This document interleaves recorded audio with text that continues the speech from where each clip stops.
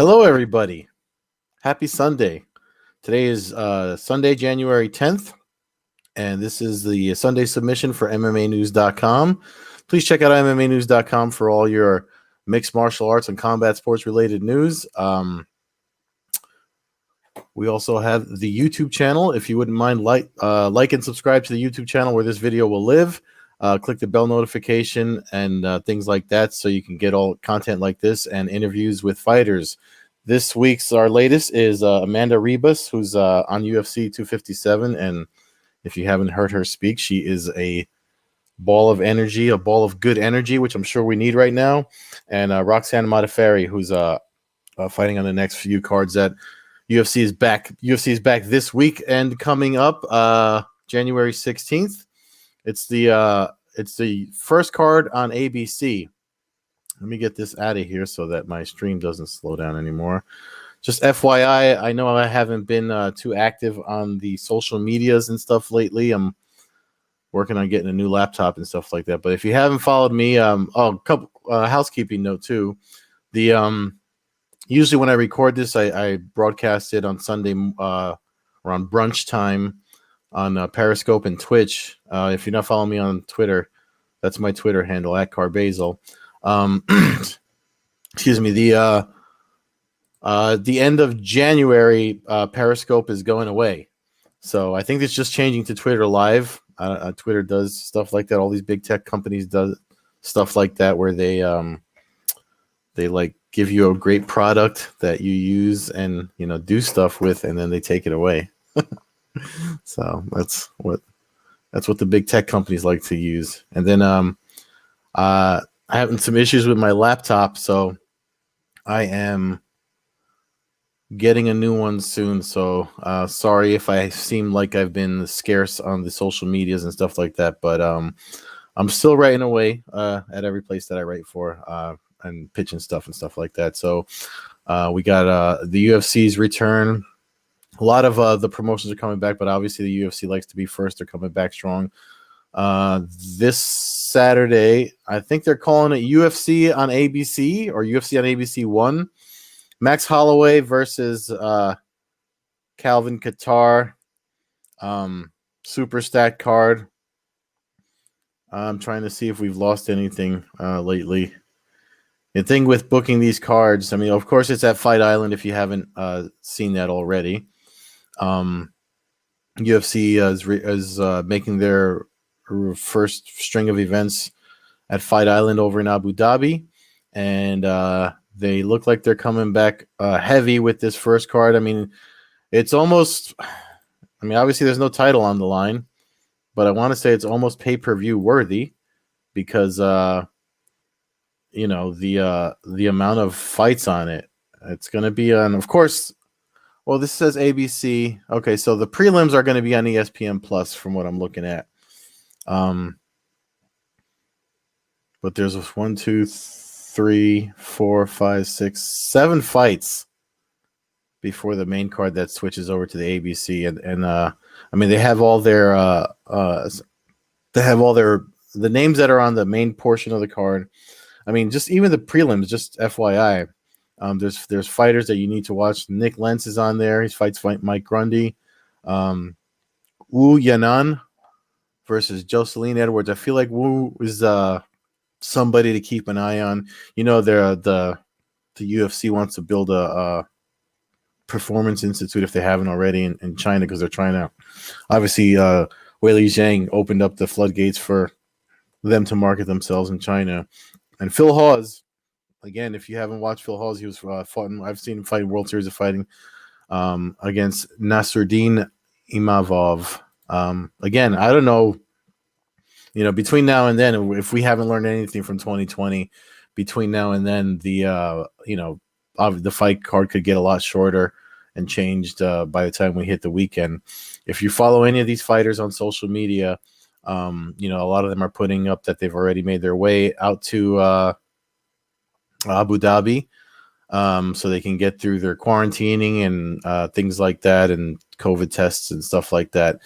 Interesting note that it's up on excuse me, MMAnews.com is that they're going to allow some fans to the event. They're selling tickets to the Fight Island arena, or whatever you want to call it, the infrastructure built there to hold UFC events.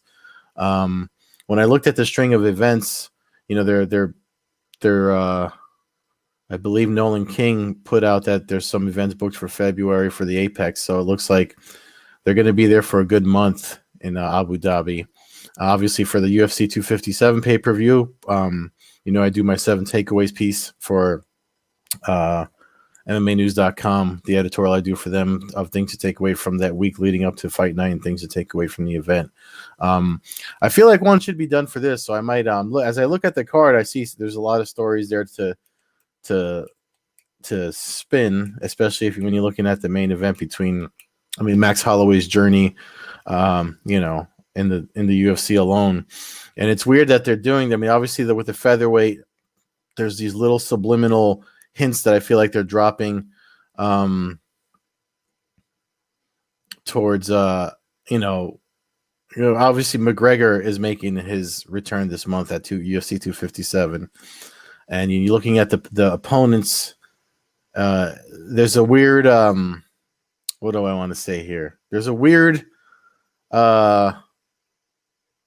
with 6 degrees of separation. Holloway back in 2013 fought McGregor and lost a decision to Conor McGregor. And as we know, the pay-per-view is with Dustin Poirier in a couple of weeks.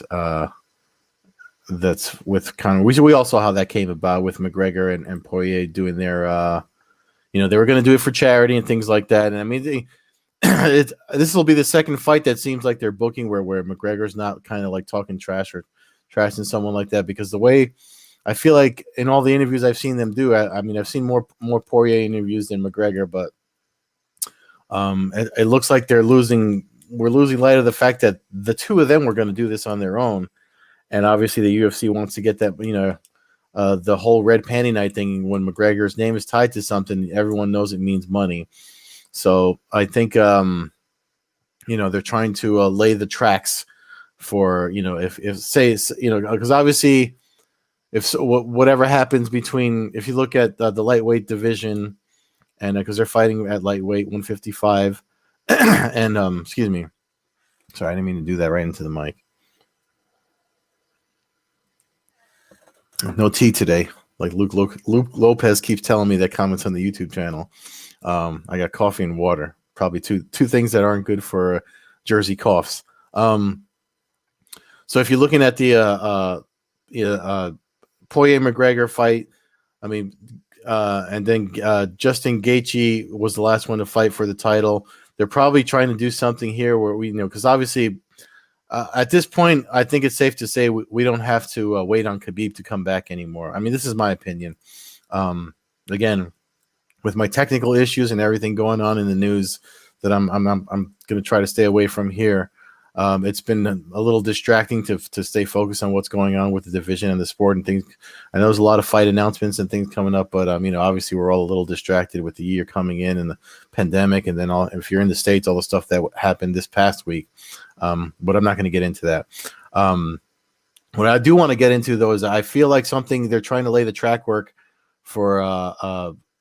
Since McGregor fought the January of 2020, and then we didn't hear from him all year. Obviously, McGregor's somebody, I'm sure there's something where ticket sales are involved, in his contract, because why else would they allow this to get tickets, people to attend these Abu Dhabi events? Because for logistics, that's easier. It's easier to get for the UFC to get the US based fighters to Abu Dhabi. And it's probably easier for international fighters, which is why they have Abu Dhabi for the international side of the roster to hold events there. So, it's a pretty big place for the fact that they're going to put some tickets in there. We'll see what happens. I know there's links out there. I think Damon Martin put it out. There's a lot of either Damon Martin or Aaron Barnster of TSN put out the links of the ticket sales and all the COVID protocols involved if you plan on attending an event at Fight Island in Abu Dhabi. But needless to say, I just think there's something. They're probably trying to lay the track work for if they want to have McGregor fight again this year, because obviously they're going to be in Abu Dhabi for a month. They're probably going to go back again like they did in the fall or in the summer or whenever, like they did International Fight Week time, 2020. They did that last year. They did that around, where they would have been in Vegas and made a big thing out of Vegas. They did in Abu Dhabi. So if they're trying to bring McGregor back in July, it seems like his cycle, if you look at his past, that's probably when he likes to fight anyway.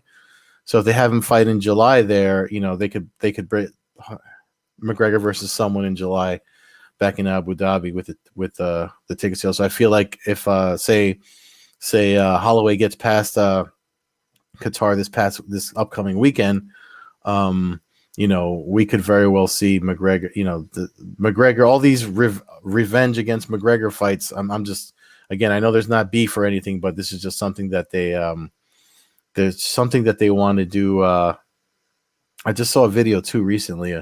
I think it was Max Holloway speaking with Joe Rogan about how he didn't have a striking coach for the first time they fought, how he was like used video games or something. And so obviously the thing about these rematches is you look at how far back that happened. Both Holloway and Poirier are so far evolved from the first time they faced McGregor. It's actually, sometimes there's fights you don't want to see again, or rematches you're kind of like, oh, you'd rather just see something fresh, something new. But both Holloway and Poirier are fresh and new in their own evolution as martial artists. I don't think Dustin Poirier was a black belt in jiu-jitsu when he fought McGregor, and then he admitted himself that mentally there was some things that he used to let all the antagonizing things about that I heard on the Brawl Network has a podcast now with Hunter Homostek and Dwayne Findlay where they spoke with Dustin Poirier, and he spoke about how in the past he had his he would let all the antagonizing and trash talk and social media stuff get to him, whereas now obviously he's big into charity and things like that, so he doesn't there's things bigger than what all that chatter that goes on. And the same for Max Holloway. I mean, he was a good champ at featherweight, defended the title fairly well, and I mean, it came a long way. There's people that still think that he won against when he lost the title. Just going back down, I'm gonna make sure I get my. So he fought Volkanovski twice, and then the last time they fought, so I know it was a decision the two times, but the last time was a split decision. So there's people that thought he won that fight. That was actually in Abu Dhabi in July. I was just talking about Abu Dhabi in July. So I don't think we would mind if somehow down the road this is what they're going for. They're trying to lay the seeds of that, and not just for marketing in the people's mind, but for the fighters that could possibly be competing against each other. And then you got the co-main event for this weekend on the ABC card, Carlos Condit versus Matt Brown. That's just like an old school, both names are well known. I'm not going to even try to make a prediction. I'm not trying to predict any of these fights just because, it's so early. I'm doing this on Sunday and it's this Saturday. So you don't know, with the whole COVID thing, you never know what's going to happen with these fights as we get closer to them. So is Li Jingliang that dude that had that first round KO? I got to look him up too. When he fought, there was a fighter. No, this is not the guy I'm taking. Well, he fought Bobby Nash in 2017. I've interviewed Bobby Nash. He fights at XFC now. They're coming back in February, by the way. But no, it's not who I'm thinking of. Oh wait, Zach Otto, 257. Oh, that's 2017 though, so it's not who I'm thinking of. But the card is the card being broadcast on ESPN Plus and ABC. I feel like it's weird to me, and I think I might have talked about this last week, but I feel like my mind goes places when I see things happening on the business side. And again, I'm not a very business centric person. Otherwise, I'd have a brand new laptop and I wouldn't have the technical issues that I've been having. But I have a note here about it when I was making my notes for this. The move to ABC. I talked about the UFC wanting to be first. They wanted to be the first sport back, um, and I might have hinted at it last week, and so I apologize if I'm repeating myself. But I think it's worth mentioning, being that the ABC card is happening. The deal that Bellator has with CBS Showtime Sports has Scott Coker and Steven Espinosa working together, and they broadcast on CBS Sports on Thursday nights. But it's easy, being that it's the Viacom CBS, the company owns Bellator. If they want to fill a few hours on CBS, they could easily just move an event to CBS. And if you look at when they did stuff like that with Coker in the past, the Josh Thompson Kimbo Slice was like a big ratings drawer. I talk about this a lot, so again, I'm sorry if I'm confused, but like me and the podcast that I do on during the week with my co-host Matt Hawkins, who's got a better memory for stuff like this. That was a big deal back then. So with the sports growth the way it is now, and credit to Dana White and the UFC for getting the sport as big as it is, they want to be first. They don't want Bellator to. I mean, technically Bellator was, everyone. It's not being first because they've all done it before. The last time, wrote a note about that too. The last time they were on broadcast TV was when they were on Fox in 2018. This is the UFC I'm talking about. It was I think it was Kevin Lee Iaquinta too. So it's not that they haven't done it before, but it's the first time on ABC for the UFC, and that would be big for them. I mean, it's probably gonna. The thing of it is, it's like they're gonna make these things where it's like, okay, I don't have ESPN Plus yet, but it's like I know that the numbers for ESPN Plus, if you look at that video that Dana White put out, he put out a lot of numbers, and I think ESPN Plus, or Disney made the announcement, was like in the fall, that they had picked up someone, because you can get the triple play, and again, we're not, MMA News and myself are not. They don't pay us for anything. We're not affiliated with them or anything like that I know of. But there's a triple play deal. You get Hulu, Disney Plus, which has all the Marvel stuff and all that stuff on it, and ESPN Plus with their all that content for one price. And obviously, with folks having stuck at home looking for things to watch, they made they made some money off of those subscriptions. So throwing it on ABC, I don't know if that's it's not counterintuitive, because it's I was going to say, I don't know if it's counterintuitive, but it's not counterintuitive because it's just more eyeballs, and then either you're going to cancel your subscription and just watch ABC cards, or you're going to jump on the boat and get this ESPN Plus with all the other stuff like that. I mean, I'm at the point that I don't even want to have broadcast TV anymore. Well, yes, I'm an old head. I haven't cut the cord yet, but I'm definitely getting there. Because even CBS Sports, like it's not on every channel, but if you get YouTube Premium or anything like that, it's included on there. So it's definitely probably where we're all going. But I just feel like, anyway, my note about it is because I feel like they just want to be first there, because it's probably coming for Bellator. It's probably coming this in 2021 for Bellator, because as we know, the Zone deal is dead in the water as far as mixed martial arts content goes. I mean, they're all in on boxing. They've always been all in boxing. They've never been all in on MMA, sad to say, because they could have done some great stuff there. But I don't want to beat that. I've been talking junk about the Zone for the better part of the end of the last year, so I'm not going to do that this year. This next string of events, let's see if I can. I just had their whole. There we go. January 2016. That's the ABC card. And then January 20th is Chiesa versus Magny. That's on regular ESPN. And then January 24th is when we have the Poirier McGregor 2. welterweight fight with Chase and Magny. I'm looking at that's the card that Roxanne's on that Lynch interviewed for she fights Vivian Araujo.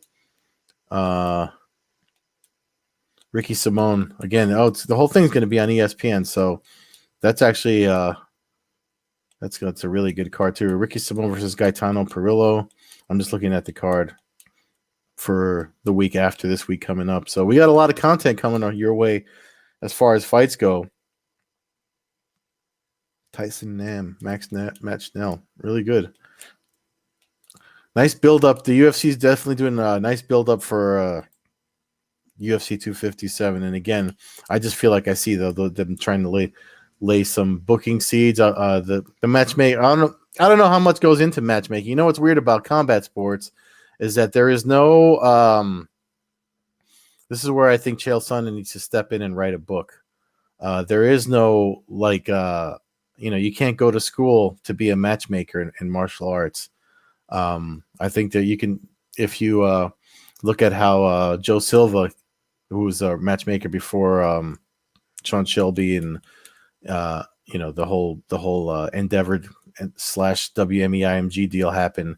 The way he started making matches, I think he just wrote a letter of what he thought was good matches, and turns out he was right.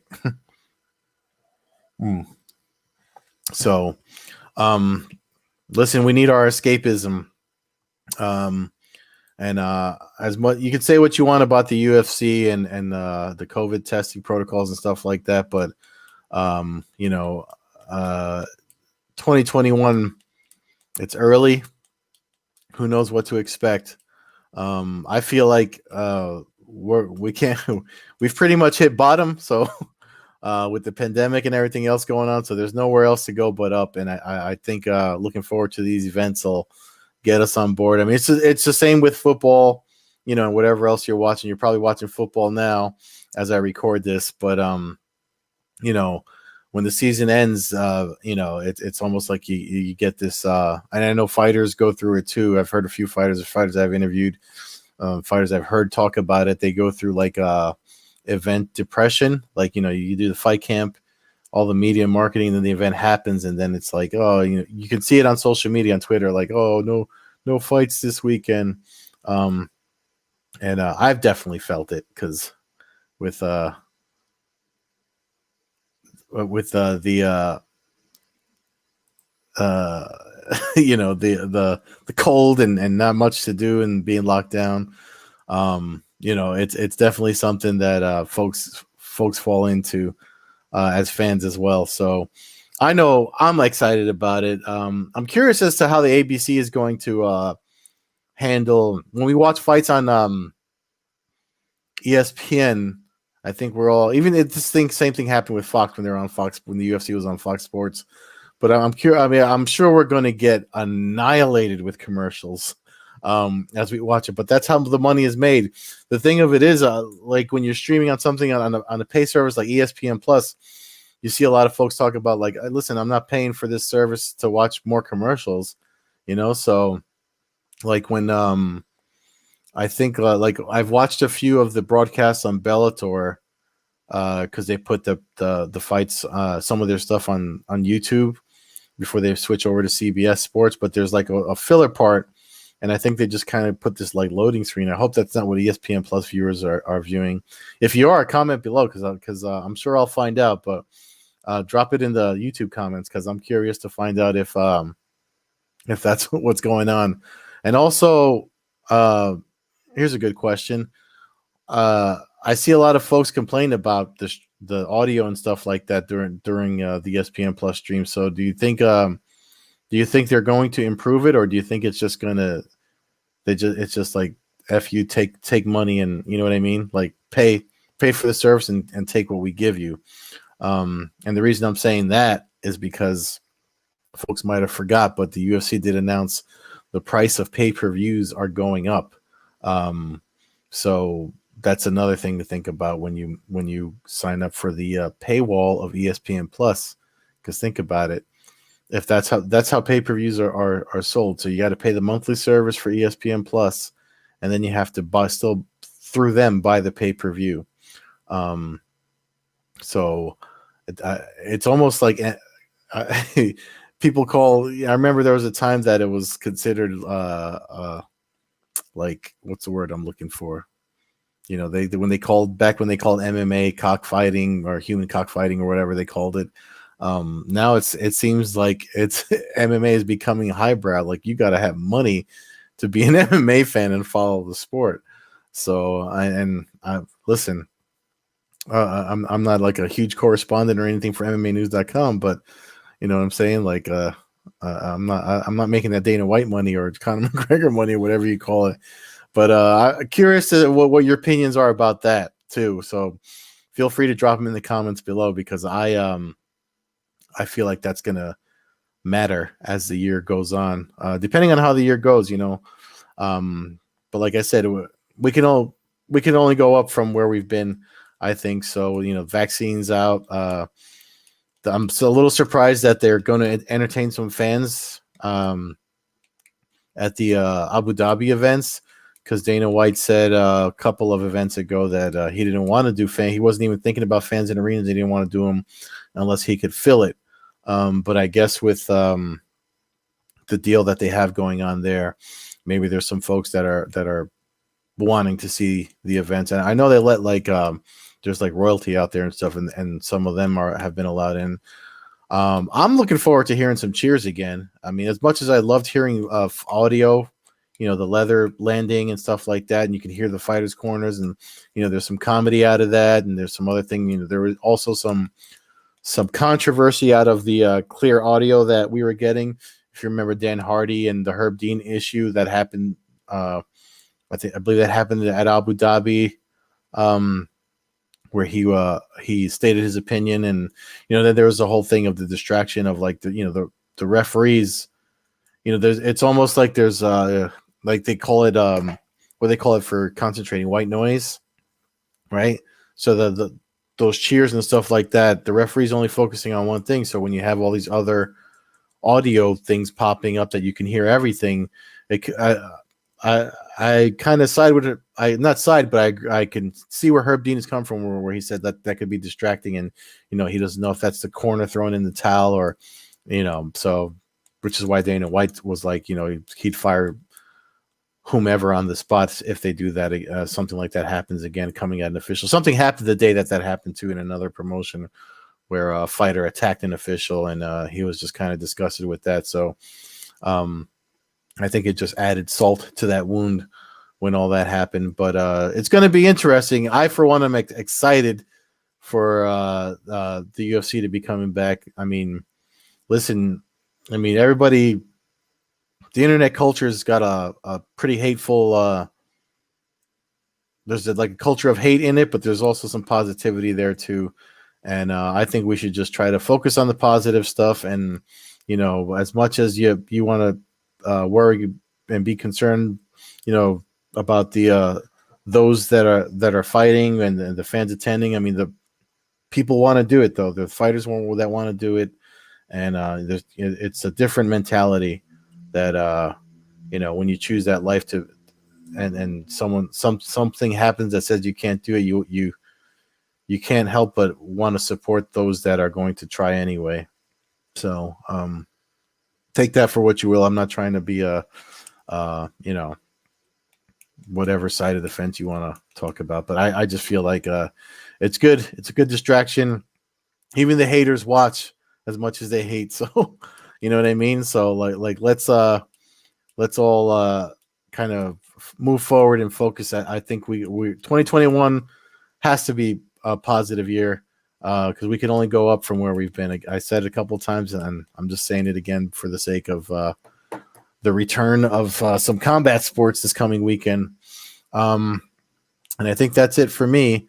So make sure you check out MMAnews.com for all the relevant news, especially with these UFC cards. I'm pretty sure we're going to have some fights lost or added. I was looking at the 257 card, and it looked a little short, so we're probably going to get some stuff. I mean, it's probably on purpose too, not for nothing. It's probably on purpose because, say, someone who did they do that with? Like Jimmy Flick, the Jimmy Flick, and I forget who his opponent was. Towards the end of the year, they moved him only a couple of weeks because his opponent had pink eye, so it wasn't like a serious injury or anything like that. But and we wound up getting a great fight out of that. So I would imagine there's going to be some reserve fighters or fighters that if they're removed, they're put in reserve and added to 257 on the undercard there. So anyway, keep an eye at MMAnews.com for news like that. Make sure you like and subscribe to the YouTube channel. Click the bell notification for when we upload new content. And you can always follow me on Twitter at Carbazel. The stream of this video goes there. You can see this there first on my Periscope or Twitter Live or whatever it's going to be called at the end of January.